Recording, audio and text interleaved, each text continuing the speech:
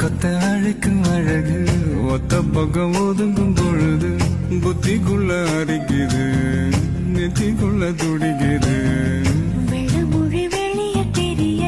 கள்ளமொழி மொழிக்கும் பொழுது என் உசுர உடங்குது இறக்கோல நடங்குது சின்ன சின்ன பொய்யும் பேசுற சில்லுன்னு தான் சூடும் ஏத்துற